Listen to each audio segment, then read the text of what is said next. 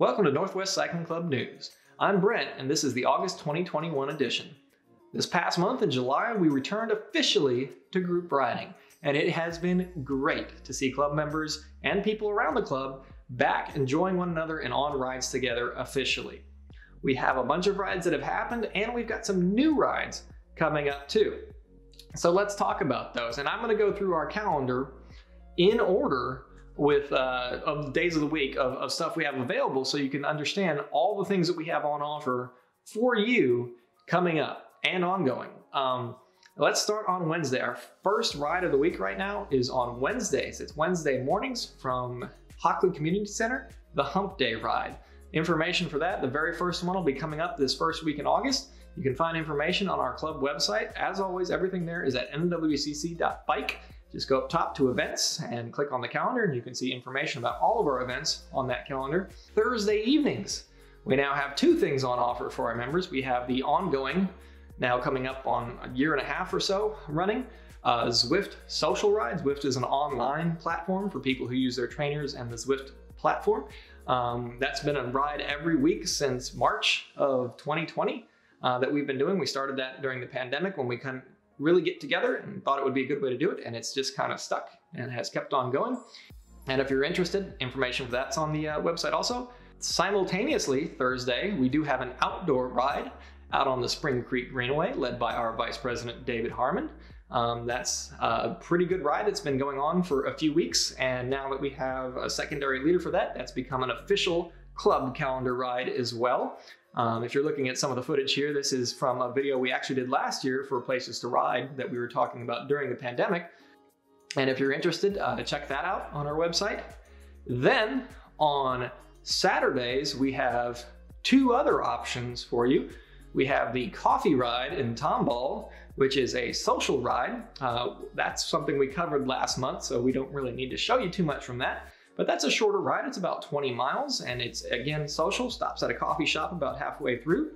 We also have the ride that our club has long been known for, the Saturday Zuby Ride out of Zuby Park in Hockley. There are 3 groups that currently ride out with our club, pace groups of 13 to 15 miles an hour, 15 to 17 miles an hour, and 17 to 19 miles an hour. All of those take off out of Zuby Park and are led by club members. And so that's an important thing as I'm describing all these rides to remember, is that every ride we do has club volunteers leading it. So it's not, when we say 15 to 17, you might average 19. That doesn't happen on our rides. We ride them as advertised. We've got great volunteers running all of these rides who are there to make sure that you are safe and getting the experience that is advertised. So those are your Saturday options. Now on Sundays, we have the ongoing monthly mountain bike ride led by Michelle and Troy. That can change locations, but it's often at Double Lake. You can see some footage that Troy got for us while they were riding it this past month. That's once a month, and the date can change here and there, and sometimes the location can too, but that is also geared for riders of all abilities. They often split into multiple groups based on abilities or to keep the group sizes manageable. And that's been ongoing and on our club calendar as well. And we are also cooking up additional rides going forward. All of these rides every week, other than the mountain bike, that's once a month, but every week, all of these rides happen for our club members. And so if you're interested, check them out. Now, we want to show you some tips and tools for new riders or people who have less experience, who need some help with some things that I've been noticing on our group rides. Check this out. One of the things I've noticed with the return to riding, both with new cyclists and those who are a little bit experienced, is that some people don't quite understand what their gear's for. And specifically today, we're going to look at the cassette on the rear derailleur, the back of the bike. We're not going to talk about anything complicated like gear ratios or anything like that, or get into the physics of it. We're going to keep it in layman's terms and just try to give you some simple tools and ideas for those of you who are new or maybe don't quite understand the best way to use these gears and shifting, and how we can use that to make you into a better, more efficient rider. So to start, let's go ahead and look at the gears. All right, here's a typical 11-speed Shimano cassette. It's got 11 teeth down here on the smallest ring on the bottom. Mine up here on the top has, I believe this is a 28, and they can range, 23 to 30 something, This is an 11 speed. That means there's 11 total cogs here on the cassette, from this 11 down here to the 28 all the way out here. And up at the high end, that's where it's easier to pedal, and down at the bottom where the 11 is, that's where it's a little harder to pedal. Now, for those of you who have never seen one of these, maybe you're super new, let's see how to shift. So on our brake lever, for the rear derailleur, usually on the right side, we can press this little inner knob that actually shifts down to the smaller teeth, so moving towards the 11, and then we shift the whole thing, and that will move up the cassette on mine towards the 28. And that's how we shift on a typical bike, Shimano style. You see, as I'm like cranking it with my hand, I'm doing the shifting, and you can see the chain moving up and down the cassette. You know, here it would be a little harder to pedal. Most people think that's what they have to do to go faster. And then as we shift back up, that's where it gets a little easier to pedal, and some people think that that's just for climbing up hills, but that's not necessarily true. Okay, so now we understand what they do, but now we need to know how to use them or why we use them. And the biggest problem I see with newer riders or riders who are inexperienced is that they are too far down on the chainring. They're pushing too hard. Their cadence is too slow. You'll hear a lot of times people call that mashing. And what that means is you might be doing the same amount of work. Most people think if I push harder, that means I'm going faster. But while that can be true, it can also be much more inefficient. Let's think about it this way. I've got here a 5-pound weight. I can hold this with one hand. I know I've got cyclist climbing arms, but at one time I could actually lift a decent amount of weight. But so we've got 5 pounds. Let's think of this as our easy gears, the ones high up on our cassette. I can move this, let's say I take one arm and I need to move 50 pounds. I've got 5 pounds of weight. 1, 2, 3, 4, 5, 6, 7, 8, 9, 10. That's real easy. My arm's not tired, believe it or not. Pretty efficient. And if I needed to change speeds, or directions, I can do it quickly. Same principle here. Let me grab another one. If I can. This is a 25-pound weight, right? See that? 25 pounds, okay? You notice I've got 2 hands on it. It's heavier. Let's say I wanted to move 50 pounds. I've only got to move this back and forth twice, right? 25, 50.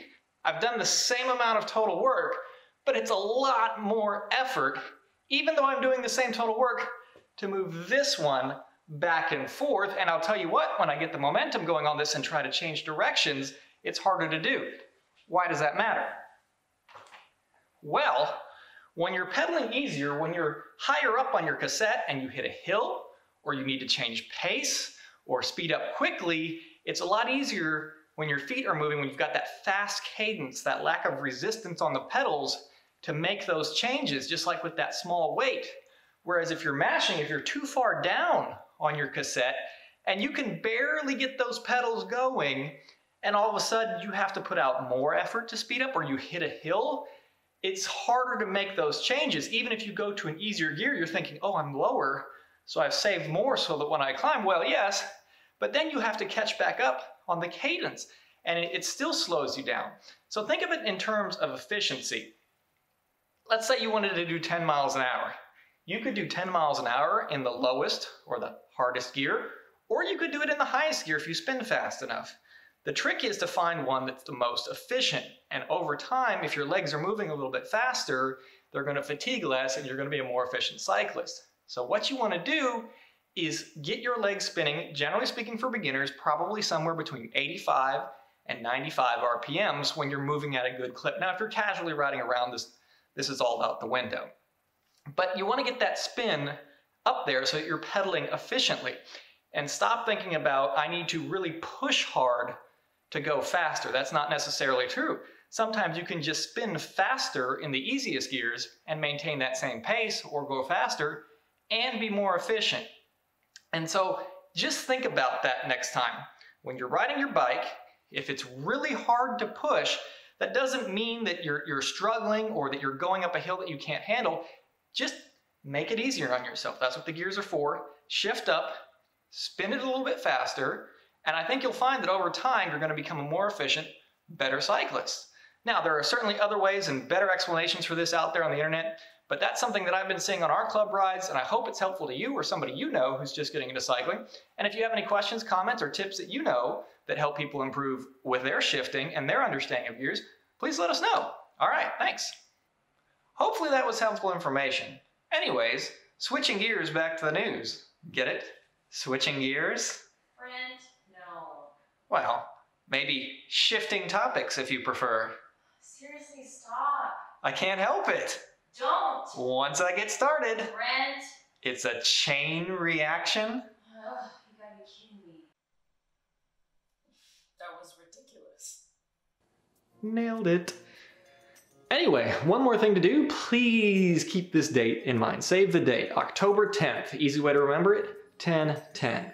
That will be our Waller Flatland Express, our big club event ride for the year. And what we normally do as a club is we have in the spring the Bluebonnet Express, which is an MS-150 training ride.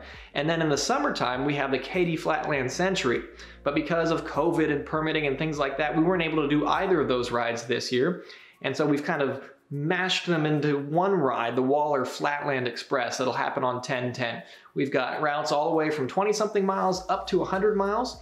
We have 6 rest stops fully supported with goodies, refreshments, and mechanics at the rest stops. There will be SAG support. For those of you who don't know what that means, those are the vehicles that will come and assist you or pick you up if you're unable to finish or in distress. It is well run by our club. We're really looking forward to putting this ride on for you. So October 10th, mark that down. You can register on BikeReg, and if you don't know how to find that, check us out on Facebook or our website, and you can find more information and how to register for that event. So that's kind of it. Our club calendar is back. We are riding again. You can see that we've got a full slate for those of you that are interested in riding with us and doing group riding in all sorts of ways. We've got a big event ride coming up here in about 2 months. And that's it for this month. Hopefully next month we'll get out and do some on-location filming, have some more segments for you. But until then, grab your helmet, grab a bike, and get riding.